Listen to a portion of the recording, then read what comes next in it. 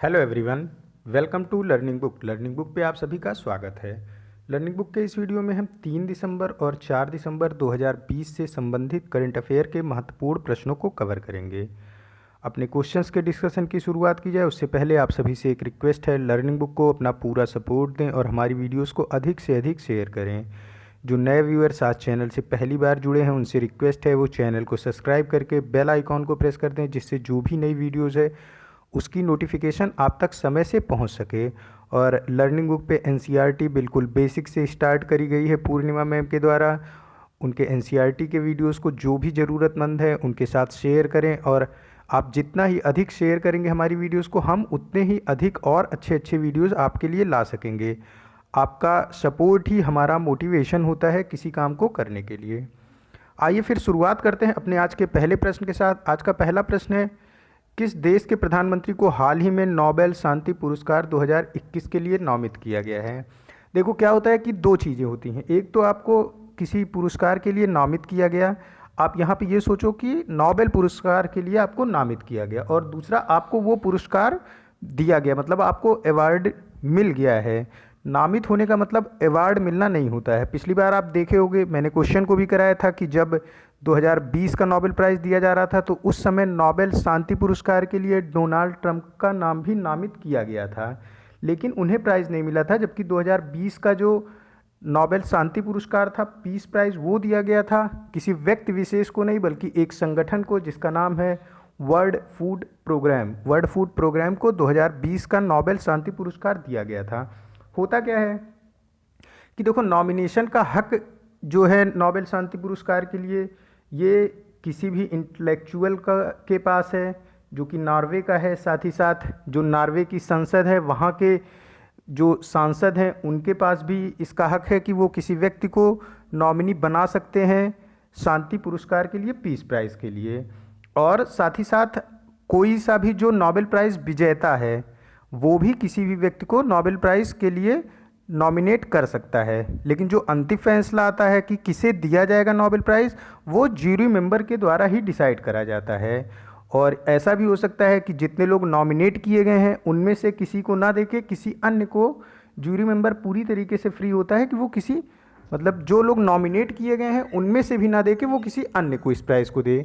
तो अभी जो नॉमिनेट किया गया है ये है प्रधानमंत्री इजराइल के बेंजामिन नेतन्याहू, और इन्हीं के साथ जो क्राउन प्रिंस है अबू धाबी के मोहम्मद बिन जायद अल नहान, इन्हें भी नॉमिनेट किया गया है 2021 के शांति नोबेल पुरस्कार के लिए। तो दो नॉमिनेशन आ चुका है शांति पुरस्कार के लिए, एक प्रधानमंत्री बेंजामिन नेतन्याहू इजराइल के, दूसरे जो प्रिंस हैं अबू धाबी के मोहम्मद बिन जायद अल नहान, इन दोनों का नाम नॉमिनेट किया जा चुका है। किसको मिलेगा ये अभी भविष्य की बात है, फ्यूचर की बात है। देखो, पहला नोबेल प्राइज़ जो दिया गया था नोबेल प्राइज़, वो 5 क्षेत्रों में दिया गया था। 5 अलग अलग एरिया, अलग अलग सेक्टर से दिए गए थे। फिजिक्स, केमिस्ट्री, फिजियोलॉजी, या फिर इसको मेडिसिन का नोबेल प्राइज़ बोलते हैं, या और फिर लिटरेचर, साथ ही साथ पीस। और फिर 1968 में इसमें इकोनॉमिक्स के नोबेल प्राइज़ को भी ऐड किया गया। सारे के सारे नोबेल प्राइज़ स्वीडन में दिया जाता है, स्वीडन के स्टॉकहोम में दिया जाता है। स्टॉकहोम वहाँ के शहर का नाम है। जबकि जो पीस का नोबेल प्राइज़ है, जो शांति का नोबेल प्राइज़ है, ये ऑस्लो नॉर्वे में दिया जाता है। और किसी एक क्षेत्र में मैक्सिमम 3 व्यक्तियों को ही नोबेल प्राइज़ दिया जा सकता है, ऐसा रूल है इस नोबेल प्राइज़ का। चलिए, 2020 के जो भी नोबेल प्राइज़ विजेता रहे हैं उनके नामों को यहाँ एक बार हम रिवाइज कर लेते हैं। देखो, फिजिक्स के क्षेत्र में एंड्रिया यम घेज, रोजर पेनरोस और रेइनहार्ड जेनजेल, इन 3 व्यक्तियों को फिजिक्स के क्षेत्र में दिया गया था नोबेल प्राइज़। केमिस्ट्री के लिए दिया गया था जेनिफर दुद्दना और इनैमुअल मैरी पेंटियर, इन्हें केमिस्ट्री के लिए दिया गया था। जबकि फिजियोलॉजी या फिर मेडिसिन सेक्टर से दिया गया था हार्वी जे आल्टर, माइकल हुटन, चार्लियम राइस, इन 3 को दिया गया था फिजियोलॉजी या फिर मेडिसिन के सेक्टर से। लिटरेचर के लिए लुइस ग्ल्यूक को दिया गया था लिटरेचर के क्षेत्र में। पीस के लिए किसी व्यक्ति विशेष को नोबेल प्राइज़ 2020 का नहीं दिया गया बल्कि एक ऑर्गेनाइजेशन, एक संगठन को दिया गया जिसका नाम है वर्ल्ड फूड प्रोग्राम। और इकोनॉमिक्स के सेक्टर में दिया गया रॉबर्ट वी विल्सन और पॉल आर मिलग्रॉम को। तो ये सारा रिवाइज हो गया आपका नोबेल प्राइज़ से रिलेटेड। नेक्स्ट क्वेश्चन है, किस राजनेता को बिहार विधानसभा का नया स्पीकर चुना गया है? देखो, इसके पहले मैंने जो क्वेश्चन कराया था बिहार विधानसभा के प्रोटेम स्पीकर से संबंधित था। वो प्रोटेम स्पीकर चुना गया था जितिन राम मांझी को। मैंने उस टाइम आपको बताया था कि प्रोटेम स्पीकर उसे बोलते हैं जब कोई नई विधानसभा चुन के आती है, तो जो पहली बैठक विधानसभा की होती है उसका जो अध्यक्ष होता है उसे प्रोटेम स्पीकर बोलते हैं। और प्रोटेम स्पीकर के ही समय में, मतलब एक दिन के लिए उसको बनाया जाता, उसी टाइम हम या जो नई विधानसभा बन के आती है वो क्या करता है, चुन लेता है अपने परमानेंट अध्यक्ष को। तो बिहार के नए विधानसभा अध्यक्ष बने हैं विजय कुमार सिन्हा। ये भारतीय जनता पार्टी से हैं। बिहार की ये 17वीं लेजिस्लेटिव असेंबली है और बिहार के मुख्यमंत्री का नाम नीतीश कुमार है। इस बार बिहार में 2 डेप्यूटी सीएम, 2 उप मुख्यमंत्री बनाए गए हैं, रेणु देवी और तारकिशोर प्रसाद, दोनों ही भाजपा से हैं। जबकि नीतीश कुमार ये इनका जो है वो जेडीयू है, जनता दल यूनाइटेड। और लीडर ऑफ अपोजिशन बिहार के हैं तेजस्वी यादव, ये राष्ट्रीय जनता दल के हैं। बिहार की विधानसभा में कुल 243 सीटें हैं, जिसमें से 126 सीटें एनडीए को मिली, जबकि महागठबंधन को 110 सीटें मिली।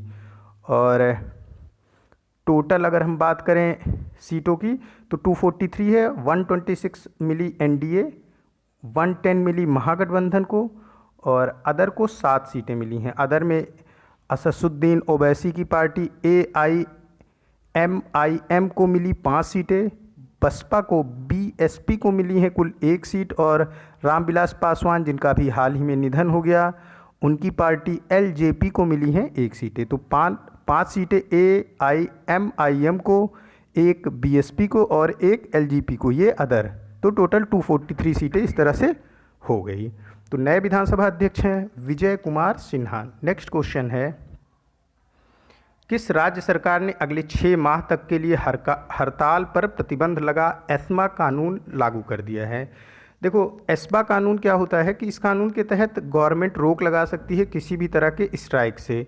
है क्या, अभी कोविड-19 पैंडमिक की सिचुएशन है, सरकार ने कोविड-19 सिचुएशन को देखते हुए चिकित्सकों पर पूर्णतः एस्मा कानून लागू कर दिया है। अब इस कानून के लागू होने के बाद जो चिकित्सक हैं, जो मेडिकल कॉलेज के कर्मचारी हैं, वो किसी भी तरीके से हड़ताल नहीं कर सकते हैं।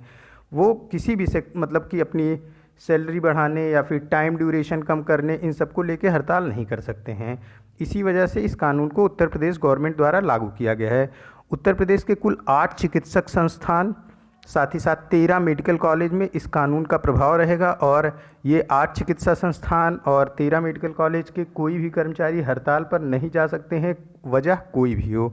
इसीलिए इस कानून को लागू किया गया है। इस कानून को लागू करने के पीछे कोविड-19 को टैकल करने की रणनीति है कि मतलब हम कोविड-19 से उभर रहे हैं और इस टाइम अगर कोई स्ट्राइक पे जाएगा तो फिर कुछ गड़बड़ हो सकती है। इसी वजह से उत्तर प्रदेश सरकार ने एस्मा कानून लागू कर दिया है। अब आगे 6 महीने तक कोई भी स्ट्राइक नहीं हो सकती है चिकित्सा क्षेत्र से संबंधित। नेक्स्ट क्वेश्चन है, तमिलनाडु और केंद्र शासित प्रदेश पौंडीचेरी में जिस चक्रवात से भारी तबाही होने का अनुमान है उसका नाम क्या है? देखो, अभी अगला नेक्स्ट क्वेश्चन भी ये भी चक्रवात से ही रिलेटेड है, साइक्लोन से रिलेटेड है, तो उसमें मैं और डिस्क्रिप्शन करूंगा। यहाँ सिर्फ ये ऑप्शन जान लेते हैं। निवार चक्रवात से तमिलनाडु और पौंडीचेरी में काफ़ी ज़्यादा नुकसान होने का अनुमान है। ये निवार चक्रवात ने हिट किया तमिलनाडु और पौंडीचेरी को। ऑप्शन ए करेक्ट हो जाएगा। नेक्स्ट क्वेश्चन है, भारतीय मौसम विभाग के अनुसार निवार के बाद, देखो निवार ने किसको हिट किया, तमिलनाडु को और पौंडीचेरी को। निवार के बाद बंगाल की खाड़ी में एक और चक्रवात पनप रहा है जिससे तमिलनाडु और केरल प्रभावित हो सकता है। इस चक्रवात का क्या नाम है? इस चक्रवात का नाम है बुरेवी चक्रवात। बुरेवी चक्रवात, ऑप्शन ए करेक्ट हो जाएगा। बुरेवी साइक्लोन ये हिट कर सकता है तमिलनाडु और केरला को। तो आप डिफ्रेंशिएट कैसे करोगे? देखो, अगर तमिलनाडु और पौंडीचेरी ऑप्शन में है तो उस चक्रवात का क्या नाम होगा? निवार चक्रवात। लेकिन अगर ऑप्शन में है या फिर क्वेश्चन में है तमिलनाडु और केरल तो फिर बुरेवी चक्रवात। कुछ और जो पूरे 2020 के दौरान इंडिया को हिट करने वाले साइक्लोन है उनका नाम मैं बोल रहा हूँ, और उन्होंने किस स्टेट को इन्फ्लुएंस किया, प्रभावित किया? फेनी। फेनी साइक्लोन उड़ीसा, वेस्ट बंगाल और आंध्र प्रदेश को हिट किया इसने। बुलबुल, इसने अंडमान निकोबार को हिट करा। अम्फान, वेस्ट बंगाल और उड़ीसा को हिट किया अम्फान साइक्लोन ने। निसर्ग साइक्लोन ने महाराष्ट्र, गोवा और गुजरात में तबाही मचाई थी। मैं फिर से रिपीट करता हूँ पूरे साइक्लोन को। देखो, निवार साइक्लोन ने तमिलनाडु और पौंडीचेरी को हिट करा। बुरेवी चक्रवात तमिलनाडु और केरल को हिट करेगा, ऐसी संभावना है। फेनी चक्रवात ने ओडिशा, वेस्ट बंगाल और आंध्रा को हिट करा। बुलबुल चक्रवात ने अंडमान निकोबार को हिट करा। अम्फान चक्रवात ने वेस्ट बंगाल और उड़ीसा को हिट करा। और निसर्ग चक्रवात ने महाराष्ट्र, गोवा और गुजरात को हिट करा है। यहाँ पे ऑप्शन ए करेक्ट हो जाएगा। नेक्स्ट क्वेश्चन है, किस वेब सीरीज़ ने 48वें इंटरनेशनल एमीज में सर्वश्रेष्ठ ड्रामा सीरीज़ का पुरस्कार जीता है?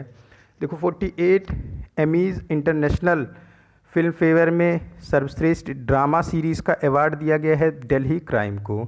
जो अभी वेब सीरीज आने लगी हैं, तो वेब सीरीज में जो सर्वश्रेष्ठ ड्रामा सीरीज़ का अवार्ड दिया गया है दिल्ली क्राइम को। जो निर्भया कांड हुआ था, निर्भया रेप केस दिल्ली का था। दिल्ली के मुनीरिका में बस में गैंग रेप हुआ था निर्भया के साथ, और उसके जो कन्विक्टेड थे उनको गिल्टी फाउंड किया गया और हैंग टिल डेथ की उनको सज़ा सुनाई गई कोर्ट के द्वारा।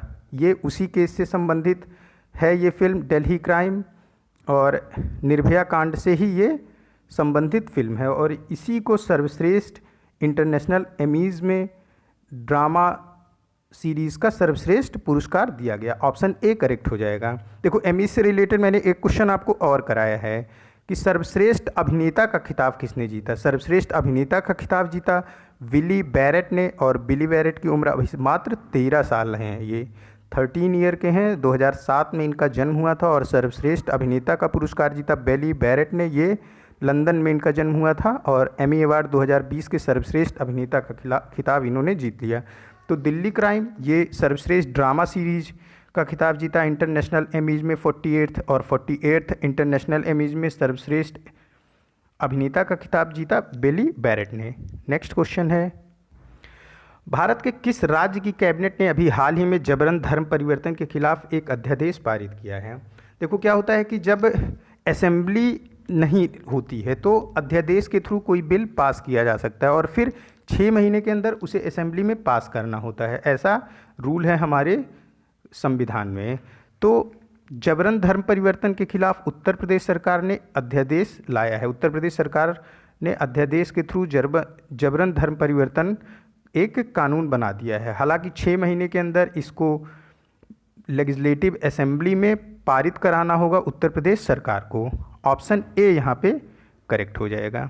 नेक्स्ट क्वेश्चन है, अगस्त 2021 में कौन सा देश पैरा ओलंपिक खेलों का आयोजन करेगा?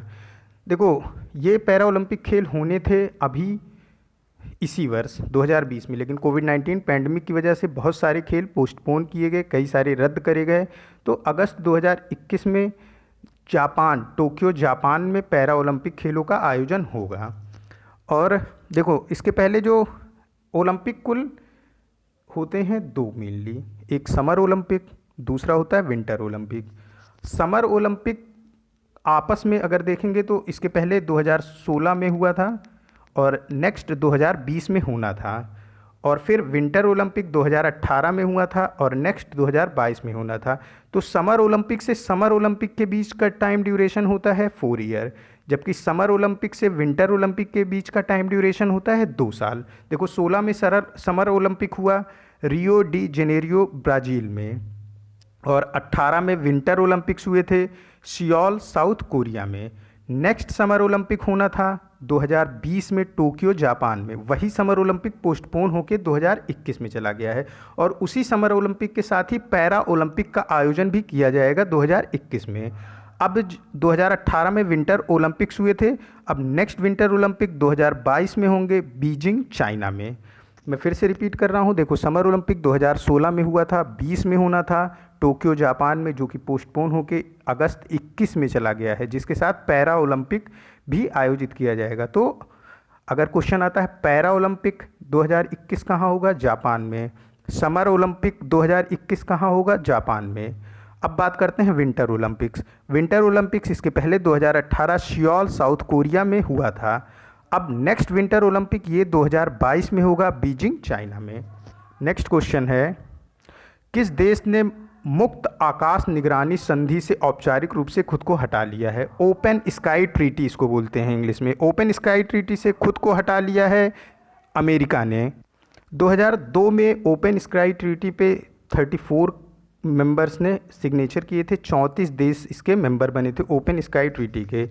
इस ट्रीटी का मुख्य उद्देश्य ये था कि जो सदस्य देश हैं ये एक दूसरे पर भरोसा करें और एक दूसरे पर भरोसा कायम हो सके, साथ ही साथ इससे युद्ध टालने की भी स्थिति बनी रहे, क्योंकि एक कोई ग्रुप है उसके मेंबर्स हैं 34 कंट्री और एक दूसरे पे भरोसा करेंगे तो अगर इनके बीच कोई युद्ध की संभावना बनती है तो उसे टालने में आसानी होगी।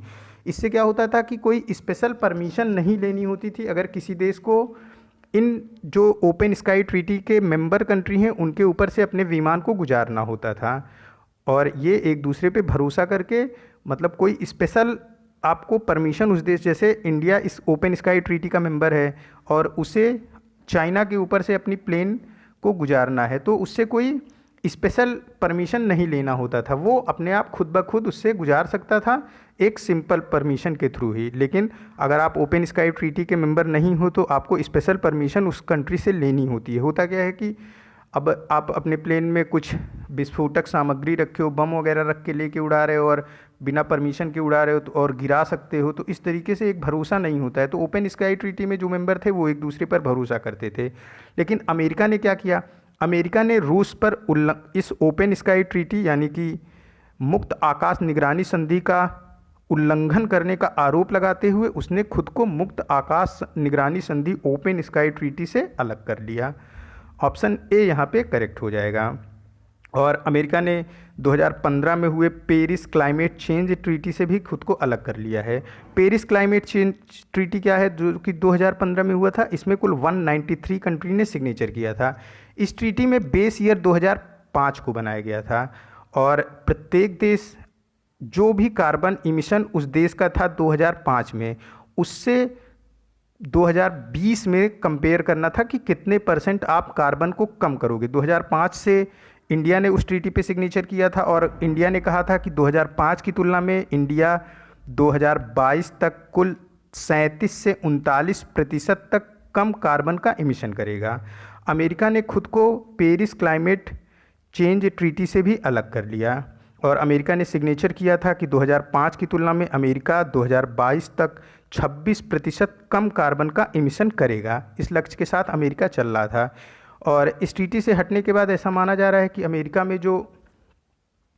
ट्रीटी से इस वजह से हटा क्योंकि कोविड-19 पैंडमिक सिचुएशन की वजह से काफ़ी सारे बिजनेस डाउन हुए और इकोनॉमी हर एक देश की हिली हुई है। तो इकोनॉमी को फिर से बूस्टअप देने के लिए आपको अपना बिजनेस सेटअप ग्रोथ इन्हेंस करना होगा, अलग तरीके से बढ़ाना होगा और फिर आपको कार्बन इमिशन तो होगा ही होगा अगर आप पूरी तरीके से बिजनेस पे फोकस करोगे तो कोयले जलाए जाएंगे। तो इसी वजह से अमेरिका ने इस ट्रीटी से खुद को अलग कर लिया है। वो अपने बिजनेस को बूस्टअप कराने के लिए उसने ऐसा कदम उठाया है। हालांकि फ्रांस के जो पीएम हैं उन्होंने अमेरिका की इस ट्रीटी से अलग होना, क्लाइमेट चेंज वाली ट्रीटी से अलग होने को एक ऐतिहासिक भूल बताया है। और मुक्त आकाश ट्रीटी से अलग हुआ America, Paris climate change treaty से अलग हुआ अमेरिका। नेक्स्ट क्वेश्चन है, DGCA ने अंतर्राष्ट्रीय उड़ानों पर रोक को कब तक के लिए बढ़ा दिया है। DGCA मीन्स की directorate general of civil aviation. Directorate general of civil aviation ने अंतर्राष्ट्रीय उड़ानों पर जो रोक है उसको बढ़ा दिया है कुल 31 दिसंबर 2020 तक। ऑप्शन सी करेक्ट हो जाएगा। क्या है, देखो, एक तो सामान्य उड़ानें होती हैं जो टाइम टू टाइम चलती हैं, उसी पे रोक लगाया गया है। हालांकि आपको जो लगातार बने हुए करंट अफेयर सीरीज के साथ उन्हें पता होगा, एक एयर बबल चलाई जा रही है भारत और अन्य देशों के बीच। एयर बबल मीन्स कि जब कोई प्लेन डायरेक्ट उड़ान भरती है एक देश से दूसरे देश और बीच में कहीं पे भी वो पैसेंजर को नहीं अलाउ करती है बैठने, तो इसे एयर बबल फ़्लाइट बोलते हैं। एयर बबल फ़्लाइट उन दो देशों के बीच चलाई जाती है जनरली जहाँ पे कोविड-19 का जो प्रोटोकॉल है, जो नियम कानून है, वो लगभग सेम है। तो भारत इस समय एयर बबल सर्विस दे रहा है कुल 22 देशों के साथ, जिसमें USA, UK, UAE, Germany, France, Japan, Qatar, Maldives और तंजानिया, इस तरीके से कुल 22 देशों के साथ भारत की एयर बबल सर्विस चल रही है फ़्लाइट की। और सामान्य रूप से जो फ़्लाइट का वो है उसे 31 दिसंबर 2020 तक directorate general of civil aviation द्वारा रोक लगा दिया गया है। हमारे डायरेक्टर जनरल हैं सिविल एविएशन के अरुण कुमार, और मिनिस्ट्री जो मंत्री हैं सिविल एविएशन के वो हैं हरदीप सिंह पुरी। नेक्स्ट क्वेश्चन है, केंद्र सरकार ने किस ऐप का अंतर्राष्ट्रीय संस्करण पेश करने की घोषणा करी है? केंद्र सरकार ने उमंग ऐप की अंतर्राष्ट्रीय संस्करण पेश करने की घोषणा करी है। देखो उमंग का फुल फॉर्म क्या है? UMANG उमंग की स्पेलिंग है, unified mobile application for new age governance. क्या है कि उमंग ऐप के through Aadhaar, DigiLocker, Bharat bill payment system, PAN card, EPFO service, कई ऐसी सारी सर्विसें हैं जो एक ही ऐप के थ्रू पब्लिक को दी जाती हैं गवर्नमेंट के द्वारा, और ये कुल 13 लैंग्वेज में उपलब्ध है उमंग ऐप। अब इसका अंतर्राष्ट्रीय संस्करण भी गवर्नमेंट पेश करने की योजना बना रहा है और उसने ऐसी घोषणा कर दी है। इसका क्या मतलब हुआ कि अब कोई भी व्यक्ति किसी दूसरे देश से भी इस ऐप का इस्तेमाल कर सकेगा, उमंग ऐप का। मैं भारतीय हूँ और मैं कहीं दूसरे देश में हूँ और मुझे अपने आधार कार्ड से संबंधित कोई काम करना है, या फिर डिजी लॉकर जहाँ पे सारे के सारे डॉक्यूमेंट्स रखे होते हैं डिजिटल तरीके से, उस पर कोई काम करना है, तो मैं किसी अन्य देश से भी उमंग ऐप को यूज़ कर सकता हूँ। उमंग का फुल फॉर्म है unified mobile application for new age governance. ये 13 भाषाओं में उपलब्ध है। ऑप्शन ए यहाँ पे करेक्ट हो जाएगा।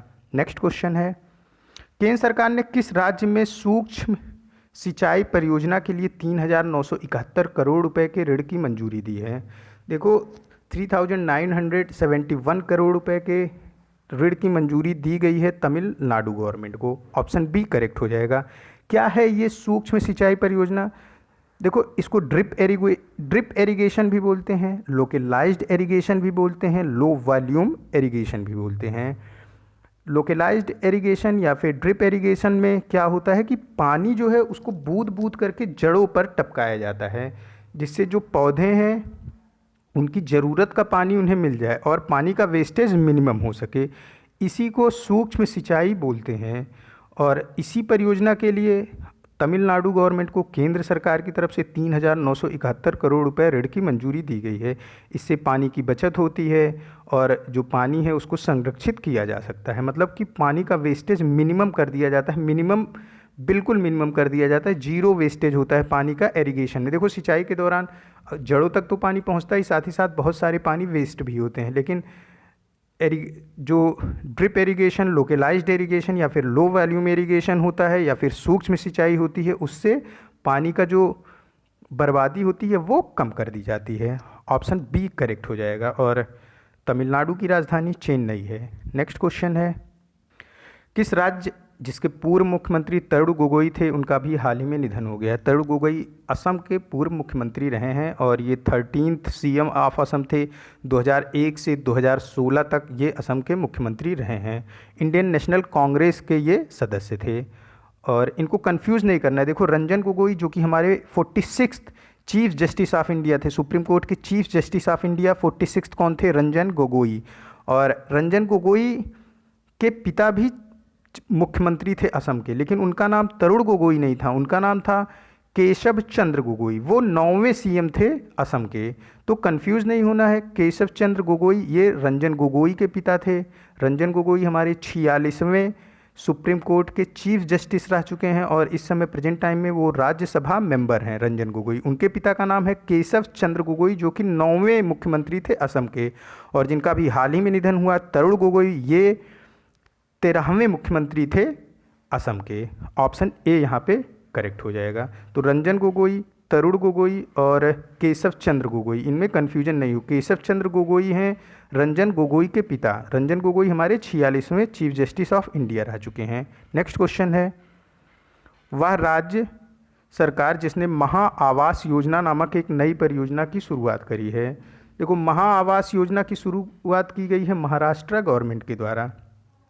इस महा आवास योजना में जो रूरल एरिया है, जो ग्रामीण क्षेत्र है, वहाँ के जो पुअर पीपल हैं उनके लिए आवास बनाने की योजना है। लगभग 9 लाख आवास बनाने की योजना है महाराष्ट्र सरकार की महा आवास योजना के अंतर्गत। और नवंबर में इसका रजिस्ट्रेशन शुरू किया गया है। 28 फरवरी 2000 तक इसका रजिस्ट्रेशन करा जाएगा और फिर आवास बनाने का कार्य शुरू किया जाएगा महा आवास योजना के तहत महाराष्ट्र सरकार द्वारा। देखो, इसी तरीके से एक प्रधानमंत्री आवास योजना चलाया जा रहा है। प्रधानमंत्री आवास योजना जो अर्बन पुअर पीपल हैं, यानी शहरी गरीब व्यक्ति है, उसके लिए चलाया जा रहा है केंद्र सरकार के द्वारा। और इस योजना के तहत 31 मार्च 2022 तक सभी शहरी गरीबों को घर प्रदान किए जाने का लक्ष्य रखा गया है केंद्र सरकार के द्वारा। तो प्रधानमंत्री आवास योजना ये शहरी जो गरीब व्यक्ति है उसके लिए है और इसका लक्ष्य है 31 मार्च 2022 तक प्रत्येक गरीब व्यक्ति जो कि शहर में रह रहा है उसको अपना खुद का आवास मिल सके। और प्रधानमंत्री ग्रामीण आवास योजना ये भी एक सेंट्रल गवर्नमेंट की योजना है। ये जो रूरल एरिया के पुअर पीपल हैं उनके लिए है, लेकिन इसमें कोई लक्ष्य नहीं है सरकार का। इसमें जब प्रधान के थ्रू ये आवास लोगों को प्रदान किया जाता है। इसका नाम पहले था इंदिरा गांधी आवास योजना, उसी का नाम परिवर्तित करके प्रधानमंत्री ग्रामीण आवास योजना कर दिया गया है। तो महा आवास योजना ये भी रूरल एरिया के पुअर पीपल के लिए है। प्रधानमंत्री आवास योजना जो है ये अर्बन पुअर पीपल के लिए है, जिसका लक्ष्य 31 मार्च 2022। नेक्स्ट क्वेश्चन है, दुनिया भर में जिस दिन विश्व बाल दिवस मनाया जाता है उस दिन को आपको बताना है। विश्व बाल दिवस प्रत्येक वर्ष मनाया जाता है 20 नवंबर को। यूनाइटेड नेशन के द्वारा इसको मनाया जाता है और मेन जो इसका उद्देश्य है 20 नवंबर को विश्व बाल दिवस मनाने का, ये है कि चिल्ड्रन वेलफेयर को पूरी तरीके से वर्ल्ड वाइड इम्प्रूव करा जाए। मतलब कि जो बच्चों का देखभाल है उसको पूरी विश्व में इम्प्रूव किया जाए कि बच्चों का कैसे देखभाल किया जाए कि इनका अच्छा ग्रोथ हो। देखो, विश्व बाल दिवस प्रत्येक वर्ष मनाया जाता है 20 नवंबर को, जबकि हमारे वहाँ नेशनल चाइल्ड डे यानी कि हमारा राष्ट्रीय बाल दिवस मनाया जाता है 14 नवंबर को। और 14 नवंबर को हम awareness of right, care and education of children के लक्ष्य के साथ ये बाल दिवस मनाते हैं। जो बच्चों का अधिकार है, जो उनके केयर करने का अधिकार है, उनके एजुकेशन के अधिकार के लिए लोगों को जागरूक करते हैं 14 नवंबर को। और 14 नवंबर ही जन्मदिन होता है पंडित जवाहरलाल नेहरू का। उसी अवसर पर 14 नवंबर को बाल दिवस के रूप में मनाया जाता है। देखो, 20 नवंबर को विश्व बाल दिवस, 14 नवंबर को हमारे देश का खुद का नेशनल चाइल्ड डे, राष्ट्रीय बाल दिवस। 20 नवंबर और 14 नवंबर में कंफ्यूज नहीं होना। 20 नवंबर ये विश्व बाल दिवस है, 14 नवंबर राष्ट्रीय बाल दिवस है भारत का। इसी तरीके से अगर हम बात करें नेशनल हिंदी डे, तो 14 सितंबर को होता है नेशनल हिंदी डे। राष्ट्रीय हिंदी दिवस 14 सितंबर को मनाया जाता है, जबकि वर्ल्ड हिंदी डे ये मनाया जाता है 10 जनवरी को। वर्ल्ड हिंदी डे मतलब ये नहीं हुआ कि पूरा विश्व हिंदी दिवस मनाता है। वर्ल्ड हिंदी डे मतलब ये हुआ कि जो एम्बेसी अलग अलग देशों में है, हमारे भारत की दूतावास जो अलग अलग देशों में है हमारे भारत का, वहाँ पे क्या होता है कि जो एम्बेसी है, जो दूतावास है, उसमें 10 जनवरी को सारे काम हिंदी में किए जाते हैं। चूँकि वो दूतावास हमारे भारत का है, सारे भारतीय उसमें कार्यरत हैं। पूरे अलग अलग देशों, प्रत्येक देश में एक एम्बेसी होता है, एक दूतावास होता है। और हमारे भारत का भी दूतावास प्रत्येक देशों में मौजूद है। तो उसमें हिंदी दिवस के दिन विश्व हिंदी दिवस जो कि 10 जनवरी को मनाया जाता है, उस दिन पूर्णतः हिंदी में काम होता है। तो मैं फिर से रिपीट कर रहा हूँ, नेशनल हिंदी डे 14 सितंबर, वर्ल्ड हिंदी डे 10 सितंबर, विश्व बाल दिवस 20 नवंबर और राष्ट्रीय बाल दिवस हमारे भारत का जो है वो 14 नवंबर को मनाया जाता है। नेक्स्ट क्वेश्चन है, मेघालय में परिवहन क्षेत्र को आधुनिक बनाने के लिए कौन सी अंतर्राष्ट्रीय वित्तीय संस्थान ने 120 मिलियन अमेरिकी डॉलर के लिए समझौता किया है भारत के साथ? ये है वर्ल्ड बैंक। विश्व बैंक ने मेघालय के परिवहन को आधुनिक बनाने के लिए कुल 120 मिलियन अमेरिकी डॉलर का लोन देने के लिए समझौता किया है। ऑप्शन यहाँ पे ए करेक्ट हो जाएगा। देखो वर्ल्ड बैंक का, और वर्ल्ड बैंक ने किस किस राज्य को इस वर्ष लोन दिए हैं उसको मैं रिपीट कर रहा हूँ यहाँ पे, आप उसको डिफ्रेंशिएट करोगे मेघालय के साथ। मेघालय को परिवहन क्षेत्र के लिए 120 मिलियन अमेरिकी डॉलर, महाराष्ट्र को 210 मिलियन अमेरिकी डॉलर एग्रीकल्चर सेक्टर के लिए, हिमाचल प्रदेश को 80 मिलियन अमेरिकी डॉलर वाटर मैनेजमेंट के लिए जो कि मोस्टली रूरल एरिया से कनेक्टेड हो। कुल मिला के एग्रीकल्चर प्रोडक्टिविटी को इंक्रीज़ करने के लिए वाटर मैनेजमेंट रूरल एरिया के लिए हिमाचल प्रदेश को 80 मिलियन अमेरिकी डॉलर का लोन दिया गया विश्व बैंक के द्वारा। वेस्ट बंगाल को 1950 करोड़ का लोन दिया गया विश्व बैंक के द्वारा। वेस्ट बंगाल को विश्व बैंक द्वारा 1950 करोड़ का loan to tackle COVID situation को नियंत्रित करने के लिए, जबकि भारत को विश्व बैंक ने कुल 2.5 बिलियन यूएस डॉलर का लोन दिया है कोविड-19 पैंडेमिक को टैकल करने के लिए। भारत को 2.5 बिलियन यूएस डॉलर का, जबकि वेस्ट बंगाल को 1950 करोड़ रुपए का कोविड-19 सिचुएशन के लिए। तो पूरा ये हो गया, महाराष्ट्र को दिया, हिमाचल प्रदेश को दिया, वेस्ट बंगाल को दिया, हमारे भारत को दिया और मेघालय को दिया। इस वर्ष विश्व बैंक ने कुल भारत के 4 राज्यों को लोन दिया और अब भारत को भी लोन दिया 2.5 बिलियन यूएस डॉलर का, इंडिया को 2.5 बिलियन यूएस डॉलर का। ऑप्शन ए यहाँ पे करेक्ट हो जाएगा। नेक्स्ट क्वेश्चन है, अंतर्राष्ट्रीय क्रिकेट परिषद द्वारा अभी हाल ही में विश्व टेस्ट चैंपियनशिप की अंक तालिका जारी करी गई। इसमें कौन सा देश शीर्ष स्थान पे है? देखो टेस्ट चैंपियनशिप में ऑस्ट्रेलिया पहले स्थान पे है, न्यूजीलैंड दूसरे स्थान पे है और हमारा प्यारा भारत तीसरे स्थान पे है टेस्ट चैंपियनशिप में आईसीसी की रैंकिंग में। वनडे में इंग्लैंड पहले स्थान पे है, इंग्लैंड ही इस बार जो वर्ल्ड कप हुआ था 2019 में उसका विजेता रहा था, उसने न्यूजीलैंड को हराया था। तो इंग्लैंड आईसीसी द्वारा जारी वनडे की रैंकिंग में पहले स्थान पे है, दूसरे स्थान पे भारत है, जबकि न्यूजीलैंड तीसरे स्थान पे है और ऑस्ट्रेलिया चौथे स्थान पे। टेस्ट में ऑस्ट्रेलिया पहले पे, वनडे में ऑस्ट्रेलिया चौथे स्थान पर है और T20 में इंग्लैंड पहले स्थान पे, ऑस्ट्रेलिया दूसरे स्थान पे और इंडिया तीसरे स्थान पर है। मैं फिर से रिपीट कर देता हूँ पूरा। देखो हमारा इंडिया टेस्ट में तीसरे स्थान पे, T20 में तीसरे स्थान पे, जबकि वनडे में दूसरे स्थान पे है। पहले स्थान पे है टेस्ट में ऑस्ट्रेलिया, वनडे में इंग्लैंड और पहले स्थान पे है ऑस्ट्रेलिया टेस्ट में, वनडे में इंग्लैंड और T20 में भी इंग्लैंड ही पहले स्थान पे है। और T20 का जो चैंपियनशिप हुआ था, वर्ल्ड कप हुआ था T20 का, वो 2016 में हुआ था, भारतवर्ष में हुआ था और वेस्ट इंडीज जो है उसका विजेता रहा था और इंग्लैंड उप विजेता रहा था और वेस्ट इंडीज़ का वो दूसरा खिताब था। और 2020 में होने वाला था T20 का वर्ल्ड कप, लेकिन ये पोस्टपोन करके 2021 में कर दिया गया है और ये वर्ल्ड कप भी इंडिया में ही होगा। और वनडे इंटरनेशनल का जो वर्ल्ड कप हुआ था वो 2019 में हुआ था, इंग्लैंड और वेल्स में हुआ था। फाइनल हुआ था इंग्लैंड और न्यूजीलैंड के बीच। इंग्लैंड ने वर्ल्ड कप 2019 जीता था और वो इंग्लैंड का पहला वर्ल्ड कप था। नेक्स्ट क्वेश्चन है, भारत सरकार ने अभी हाल ही में 43 मोबाइल ऐप को ब्लॉक कर दिया। अब कुल 220 चीनी ऐप ब्लॉक हो चुके हैं और ये जो ऐप को बैन किया जाता है इसका अधिकार किस मंत्रालय के पास है, ये क्वेश्चन में पूछा गया है। देखो किसी भी ऐप को ब्लॉक करने का अधिकार या फिर पूर्णतः बैन करने का अधिकार हमारे भारत में इलेक्ट्रॉनिक्स एंड सूचना प्रौद्योगिकी मंत्रालय के पास है। भारत ने अब तक 3 स्टेप में चाइनीज़ ऐप को बैन किया है। हुआ क्या कि लद्दाख में टेंस सिचुएशन है हमारे देश भारत और चाइना के बीच। उसके बाद भारत सरकार ने चाइना को आर्थिक रूप से नुकसान पहुंचाने के उद्देश्य से, क्योंकि चाइना की हरकतें ही कुछ ऐसी हैं, इस वजह से हमारा भारत चाइना के ऐप को बैन कर रहा है। देखो पहले स्टेप में 3 स्टेप में कुल ऐप बैन किए गए। जून के महीने में पहले स्टेप में 59 ऐप बैन किए गए, फिर सितंबर में कुल 117 ऐप को इंडियन गवर्नमेंट ने बैन किया, फिर नवंबर में अभी 42 ऐप को बैन किया गया। इस तरीके से कुल 220 चाइनीज़ ऐप को अब तक भारतीय सरकार ने बैन कर दिया है। ऐप बैन करने के बाद भारतीय सरकार द्वारा, सेंट्रल गवर्नमेंट जो इंडिया की है उसके द्वारा एक ऐप इनोवेशन चैलेंज लॉन्च किया गया।